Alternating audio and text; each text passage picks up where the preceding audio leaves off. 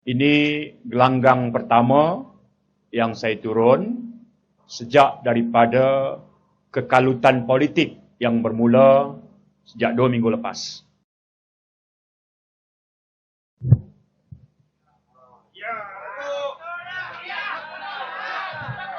Hadirin yang dimuliakan, pilihan raya Mei 2018, mandat yang sah yang diberi oleh rakyat Malaysia ialah kepada Pakatan Harapan. Amanah menang 11 kerusi parlimen, Bersatu menang 13, Keadilan 50, DAP 42. Kemudian kita mendapat sokongan warisan 9 dan APCO 1. Menjadikan kita sebuah kerajaan yang sah mendapat mandat rakyat. Bermula saat itu, kita telah berusaha bersungguh-sungguh untuk melaksanakan janji yang telah kita lafazkan kepada rakyat. Ada sebahagiannya dalam tempoh 21 bulan kita dapat lakukan. Ada sebahagiannya yang sedang kita usahakan. Ada sebahagian lagi yang secara jujur kita katakan bahawa sukar untuk kita laksanakan. Tadi saudara Lok telah menceritakan tugas-tugas hakiki kita sebagai menteri dalam jemaah anggota pentadbiran yang diketuai oleh Tun Dr. Mahathir. Sebahagiannya dapat kita jalankan. Misalnya, kita dapat laksanakan pengurangan kadar tol 18% bagi tol Lebuh Raya Plus. Dan bermula terus. Dan hari ini sedang dinikmati oleh rakyat. Kita telah melaksanakan plan menyelamatkan tabung haji. Di bawah pentadbiran Barisan Nasional yang lepas, tabung haji sakit tenat. Dan dia perlukan suntikan dana yang besar. Setahun, kita suntik 2 bilion ringgit. Selama 10 tahun, menjadikan total suntikan dana untuk selamatkan tabung haji ialah 20 bilion ringgit.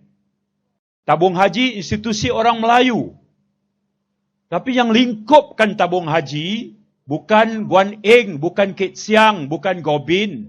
Jauh sekali Anthony Loh. Yang lingkupkan institusi orang Melayu Islam ialah UMNO, Barisan Nasional. Bila kita masuk, kita minta pasukan audit profesional semak balik akaun tabung haji. Tabung haji segmen ambil pendeposit, kemudian uruskan orang Islam pergi Mekah, itu tak ada masalah. Tapi segmen perniagaan tabung haji penuh dengan penyakit. Syarikat-syarikatnya rugi. Jadi orang tanya balik, kalau rugi kenapa dividen haji, dividen tabung haji tinggi?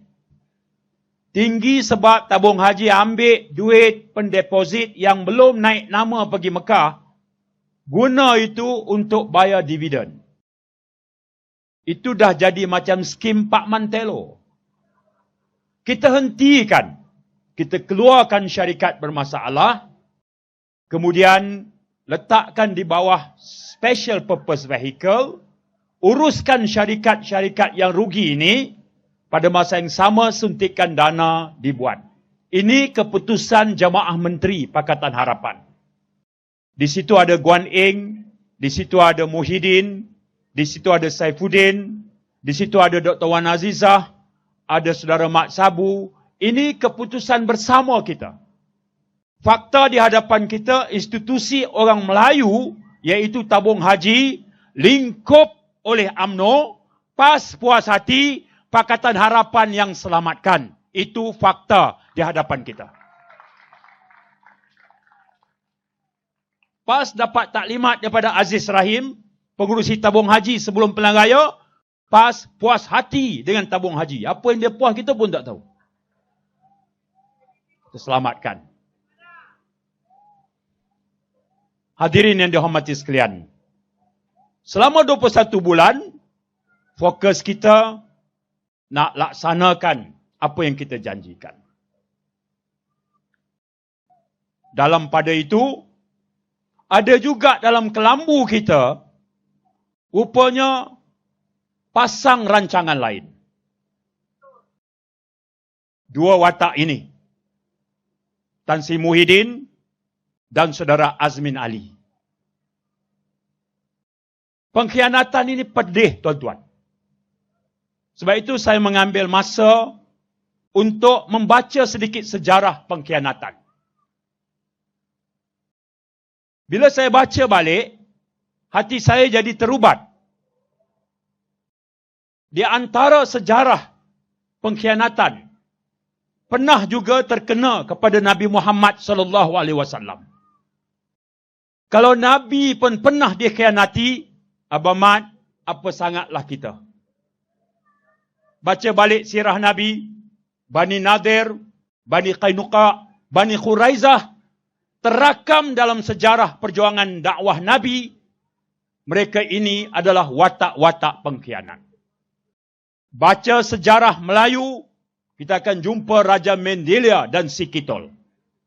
Sebab itu, kita akan hadapi perkara ini dengan tenang seperti yang sahabat saya Lok jelaskan. Saudara yang saya hormati, ada percubaan untuk dijadikan alasan. Semua ini berlaku kerana Anwar Ibrahim gopoh dan tekan Tun Dr. Mahathir supaya letak jawatan. Ini skrip saudara Azmin dan rakan-rakan. Sebab itu pada mesyuarat 21 Februari, mesyuarat Majlis Presiden Pakatan Harapan di Yayasan Kepimpinan Perdana, semua pimpinan utama Pakatan Harapan hadir. Dan dalam perbincangan itu, kita akhiri dengan baik. Keputusan yang kita minitkan ialah, kita serahkan kepada budi bicara yang amat berhormat Tun, bila dia nak letak jawatan selepas APEC, seolah-olah kita bagi blank check kepada Tun Dr. Mahathir. Itu keputusan keadilan, keputusan amanah, keputusan DAP dan keputusan bersatu. Rupanya keputusan itu yang dibuat pada hari Jumaat 21, sebenarnya pada malam itu sudah pun dibuat satu persiapan seolah-olah Pakatan Harapan akan berpecah kerana ada pihak yang akan tekan Tun Dr. Mahathir suruh berhenti. Tapi itu tak berlaku. Jumaat. Sabtu tenang, Ahad berlakulah perjumpaan di Sheraton. Perjumpaan itu, arkiteknya ialah saudara Muhyiddin dan saudara Azmin. Itu arkiteknya. Dibawa pemimpin Barisan Nasional, pemimpin PAS, pemimpin Sabah Sarawak. Kemudian, mereka mengharapkan Tun Dr. Mahathir untuk ikut serta. Hadirin yang saya muliakan, Tun Dr. Mahathir pilih untuk tak datang. Dalam pertemuan-pertemuan itu, antara saya, saudara Anwar, Guan Eng, saudara Mat Sabu, Dr. Wan Azizah dengan Tun Dr. Mahathir, kepada kami, Tun Dr. Mahathir jelaskan. Pertama, dia kata tidak mungkin untuk dia diangkat menjadi Perdana Menteri di bawah Perikatan Nasional yang dirancang oleh Muhyiddin dan saudara Azmin atas dua sebab. Pertama, dia tak boleh menjadi Perdana Menteri kepada satu blok baru di mana Barisan Nasional dan PAS adalah merupakan blok yang terbesar. Ini pengakuan Tun Dr. Mahathir kepada kami. Saya tanya Tun, apa masalahnya Tun? Masalahnya dua, iaitu mereka ini parti yang telah ditolak oleh rakyat melalui pilihan raya. Yang kedua, UMNO hari ini dipimpin oleh pemimpin yang terpalit dengan pecah amanah, rasuah dan penyelewengan kuasa. Tak mungkin saya boleh menjadi Perdana Menteri kepada Perikatan Nasional kalau dua parti ini menjadi parti blok terbesar. 60.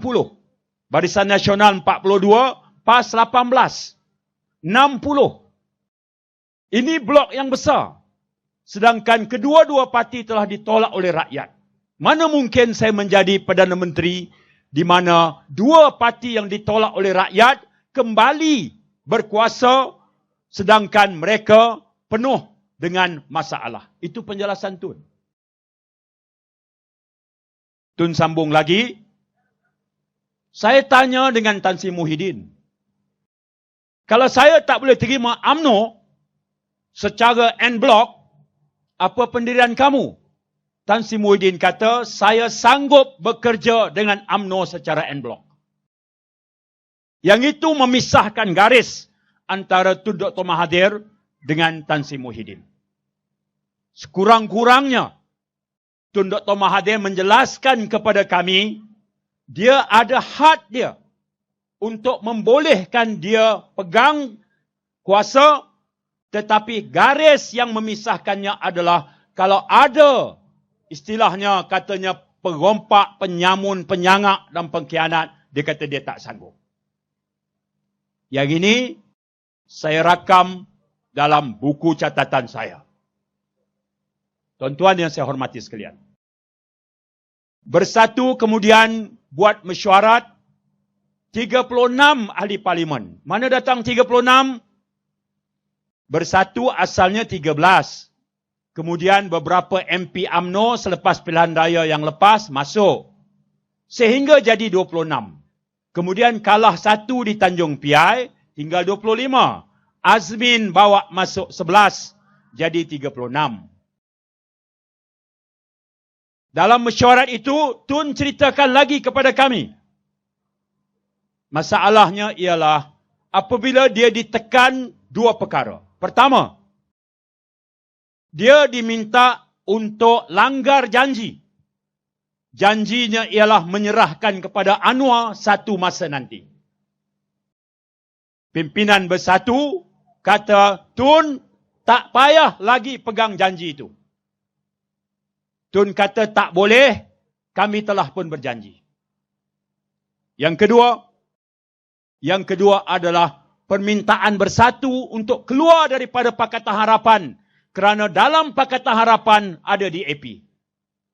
Tun kata tak boleh, kita tak boleh keluar daripada Pakatan Harapan.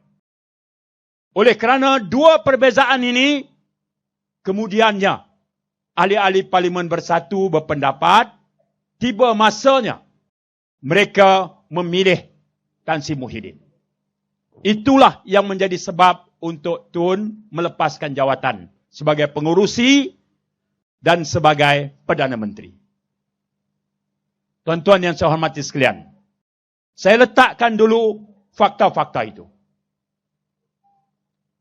Dan dengan keputusan itulah, apabila istana menjemput ketua-ketua parti supaya menghantar nama Perdana Menteri, Tan Sri Muhyiddin masuk ke istana dengan 36 ahli parlimen menyokong beliau, iaitu dari Bersatu. Jadi 36 campur 60 campur 18, jadi dia kata dia ada 114. Apabila Tun cuba pergi ke istana untuk menyatakan bahawa bukan 36 yang menyokong Tan Sri Muhyiddin, waktu itu pintu istana sudah pun ditutup dan Tun tak dibenarkan masuk. Kalau hari itu Tun dapat masuk, cerita dah jadi lain. Kita cuma perlu membuktikan bahawa Tan Sri Muhyiddin tak mendapat simple majority 112 kerana partinya bukan 36 yang menyokong.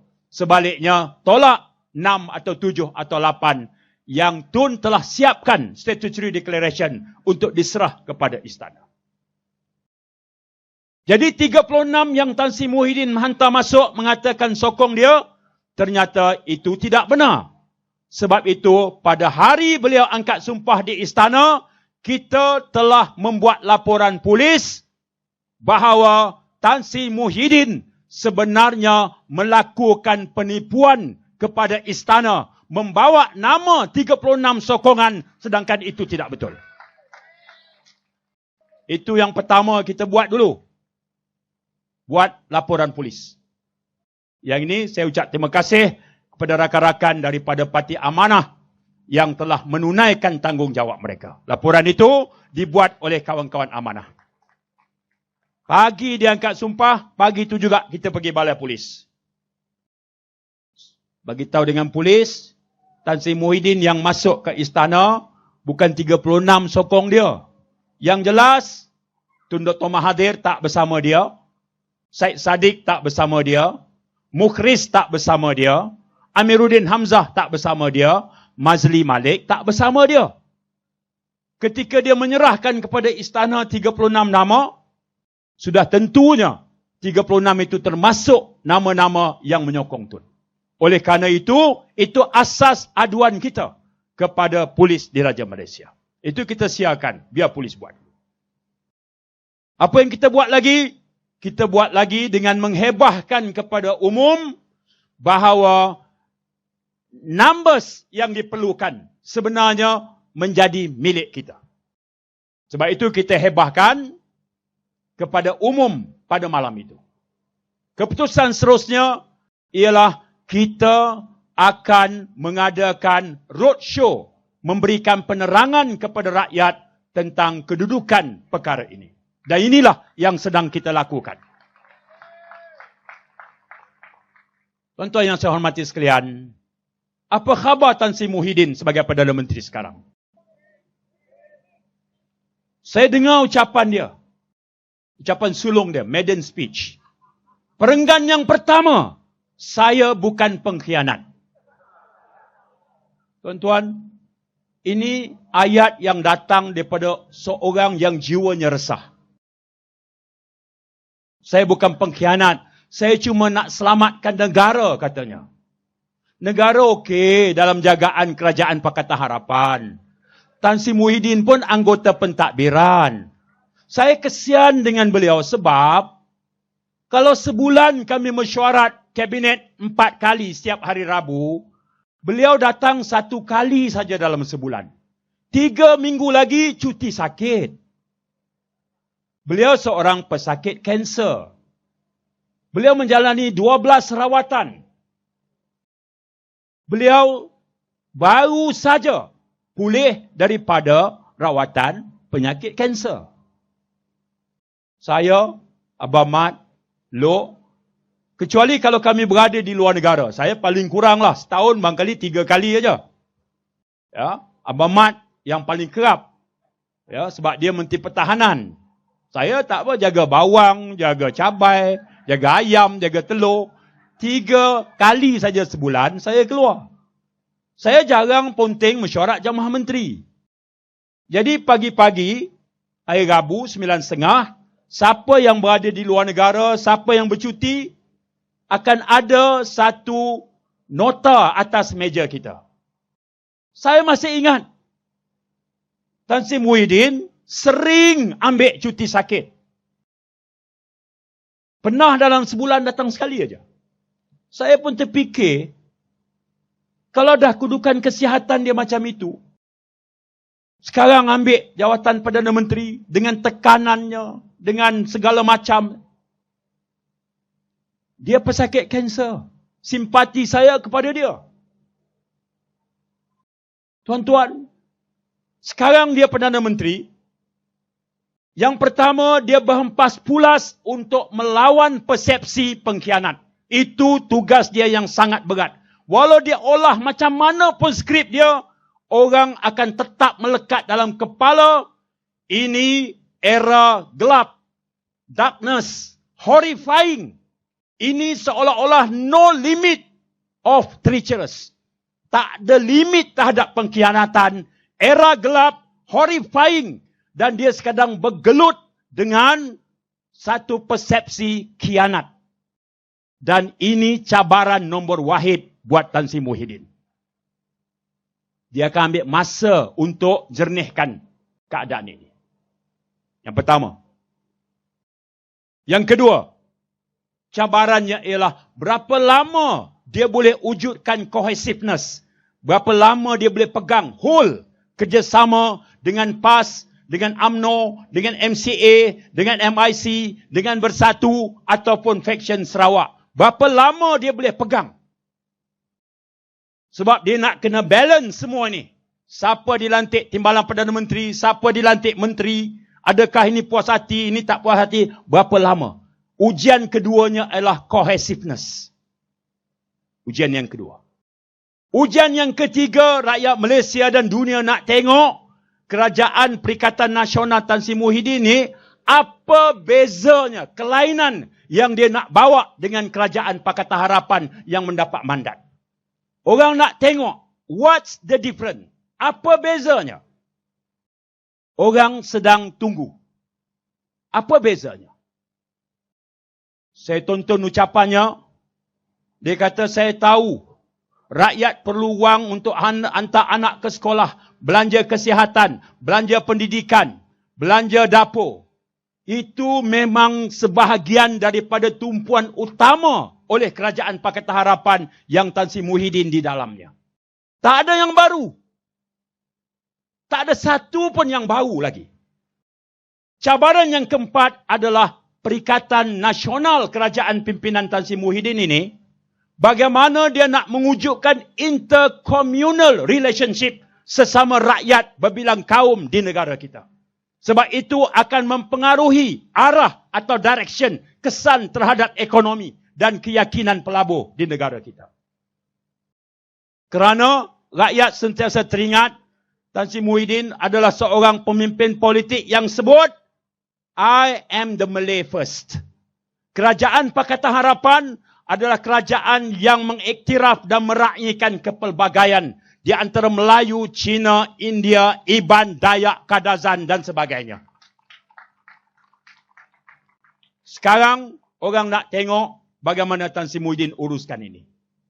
Kegagalan beliau untuk membuat pelantikan jemaah menteri menyebabkan orang menimbulkan satu prasangka dia sedang bergelut untuk menyeimbangkan. Cabaran terbesar adalah kalau dia nak ambil di kalangan UMNO, dia ada Datuk Najib, dia ada Zahid, dia ada Tengku Nan yang di mahkamah sebut 2 juta itu macam duit kopi saya saja. Aset dia hampir 1 bilion ringgit. Kami bila jadi kerajaan, tugas yang pertama kami diarahkan adalah isytiharkan harta. Duit dalam bank banyak mana? Rumah ada berapa? Motorkar ada berapa? Kalau ada saham sila isytiharkan. Kemudian selepas itu, setahun lepas itu isytiharkan juga. Saya Januari baru ni isytihar lagi. Lepas tahun, berapa banyak penambahan aset saya. Tuan-tuan, Kerajaan Perikatan Nasional ini, 18 wakil rakyat PAS sampai sekarang tak bersedia untuk isytiharkan harta mereka. 42 ahli Parlimen Barisan Nasional, seorang pun tak bersedia mengisytiharkan harta mereka. Tuan-tuan, apakah kita sanggup Kerajaan Malaysia yang telah kita bina melalui mandat sah ini dipimpin oleh pemimpin Perikatan Nasional yang komitmen kepada rakyat satu saja, terus terang isytihar harta pun mereka tak sanggup, apa jaminan mereka boleh jaga amanah negara dan nak jaga rakyat dengan baik kalau mereka terus memerintah. Kita boleh lena tidur. Tuan-tuan nak tahu aset kita? Rujuk saya. GIACC Tan Sri Abu Kasim, MACC semak. Masukkan saja nama Saifuddin Nasution, semak. Berapa banyak rumah ada, berapa banyak kereta ada. Tuan-tuan akan tengok Saifuddin Nasution aset satu apartmen di Damansara luas 1,180 kaki persegi. Itu aset rumah saya. Tuan-tuan akan tengok banyak mana motorkar saya ada. Yang jelas tuan-tuan, selama 21 bulan kami memerintah, saya nak bagi satu peristiharan terbuka. Tak ada satu sen pun duit rasuah yang masuk dalam akaun peribadi seperti mana Datuk Najib sedang bertarung sekarang di mahkamah. Tuan-tuan tengok kes Datuk Najib, semua dia tak tahu. SRC, Kumpulan Wang Amanah Pencen. Sebelum Pilihan Raya, kita cerita ni, duit ni dia nak ambil sebab nak beli lombong arang batu di Mongolia. Kita janji pada rakyat, jika kita dapat mandat, kes ini kita akan bawa ke mahkamah. Kita tunaikan janji kita. Sekarang dia sedang bergelut. Kalau dia terlepas tuan-tuan, itu adalah kerana pengkhianatan Muhyiddin dan Azmin Ali yang akan menyebabkan mereka ini terlepas. Cuba kita tengok dia. Bila disoal, saya tak tahu siapa yang masukkan duit. Tiba-tiba ada duit dalam akaun saya. Tu je dia jawab. Ya. Dia tak tahu, dia kata. Peguam dia Tan Sri Syafiee Abdullah, dia senang je dia sebut. Najib tak tahu yang Arif. Tapi dia boleh belanja duit yang tak tahu tu. Dia boleh belanja. Tapi dia tak tahu macam mana duit masuk. Tuan-tuan, itu baru satu kes. Kes 1MDB Jolo. Jolo, sekarang tak terkejut kita. Kalau sikit masa lagi dia balik lah. Dia menjelmakan balik. Sebab Kerajaan Perikatan Nasional dah ada. Zahid, tak banyak. Lebih kurang 42 cas saja. Tengku Nan sedang bergelut lagi. Aziz Rahim, bekas pengurusi tabung haji, belum selesai lagi. Ini berderet semua ni. Bila ditanya kepada Presiden PAS, Haji Hadi, apa komen Tuan Haji terhadap kes ini? Oh, ini semua perkara kecil. Yang besar adalah selamatkan negara. Tuan-tuan, nama saya Saifuddin and I am a Muslim. Untuk rakan-rakan saya yang non-Muslim, percayalah. Kenyataan Tuan Haji Hadi is not a true teaching of Islam. Saya nak declare terang-terang. Dia hijack kepahaman Islam. Tanggungjawab kita adalah amar makruf nahi mungkar. Lawan kemungkaran dengan kuasa, dengan lidah, dengan tangan. Lawan. Kalau selemah-lemahnya lawan dalam hati. Dia tahu kerosakan yang sedang berlaku. Dia tahu kemungkaran itu. Dia kata ini perkara kecil. Yang besar adalah selamatkan rakyat. Selamatkan negara. Tuan-tuan, ini kalau sekat kita lawan dengan UMNO satu bab. Tapi bila kita lawan dengan tokoh yang macam ini, yang memberikan implikasi agama terhadap satu pandangan, itu akan menyebabkan rakyat menjadi sangat keliru. Ini bahayanya.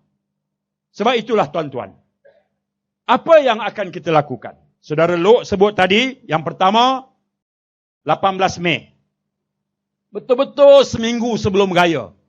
Sidang Parlimen akan diadakan Ramadan. Ramadan, tuan-tuan ya. Doa banyak-banyak. Ramadan, kita akan masuk Parlimen. Saya baca dalam sejarah Nabi Muhammad, perang bulan Ramadan ini ada 13 peperangan. Satu pun Nabi tak pernah kalah. Tapi insya-Allah kita akan ambil semangat itu. Yang kedua, kita akan jelajah seluruh negara melalui pentas penerangan seperti ini. Ini yang kita akan buat. Yang ketiga, kita akan terus mempertahankan kerjasama politik Pakatan Harapan dan komitmen kita ialah Sekretariat Pakatan Harapan yang saya ambil alih daripada Saifuddin Abdullah.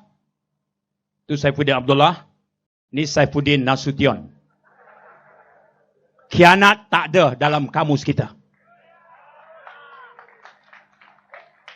Yang ini, kita akan adakan pertemuan setiap minggu bagi memastikan Pakatan Harapan ini intact dan terus bergerak. Tadi saya hubungi Saudara Guan Eng, Saudara Anwar, Saudara Mat Sabu. InsyaAllah komitmen kita adalah Majlis Presiden Pakatan Harapan juga kekerapannya, kalau tidak seminggu sekali, adalah sekali bagi setiap 2 minggu. Tapi Sekretariat Pakatan Harapan akan terus mengatur gerak. Kita akan terus keluarkan policy statement dari masa ke semasa, memberikan penjelasan. Yang ini, saya beri jaminan akan kita laksanakan. Saudara yang saya hormati sekalian, saya juga nak sampaikan bahawa dalam keadaan di mana rakyat memerlukan maklumat, sudah tentulah penjelasan secara bersemuka begini datang daripada sumber yang paling otoritatif. Saya akan bantu sebarkan. Saya bersetuju dengan Saudara Lok. Kita akan pertahankan prinsip perlembagaan, kedaulatan undang-undang, dan ada satu lagi Lok, kesopanan dan kesusilaan. Yang ini adalah menjadi teras kita. Ya. Kesetiaan kepada raja dan negara, keluhuran perlembagaan, kedaulatan undang-undang, kesopanan dan kesusilaan. Dan yang pertama adalah kepercayaan kepada Tuhan. Kalau kita menjadi manusia yang berpegang kepada agama, tak ada agama yang merestui perbuatan khianat. Percayalah. Tak ada agama yang boleh justify perbuatan khianat. Tak ada. Karena itu, keyakinan kita, kalau kita percaya kepada kebijaksanaan rakyat, wisdom of the people, never underestimate the wisdom of the people, percaya mandat rakyat, jaga amanah itu dengan baik, saya yakin kerajaan Perikatan Nasional ini takkan lama hayatnya. Kita ada peluang di parlimen, dan kalaupun kita harus bersedia untuk snap election, tuan-tuan, saya boleh tengok sekarang mood dalam social media. Saya sarapan pagi dengan Lok tadi, dengan Cintong. Ini rutin kami. Liu Cintong, bekas Timbalan Menteri Pertahanan, Lok dan saya kerap berjumpa. Sarapan pagi. Dan hari ini topik kita reaksi dalam social media. Saya kata Lok, dulu masa saya jadi menteri, satu post yang saya masuk, setiap 10 yang komen, 12 saya kena maki. 10 komen, 12 kena maki.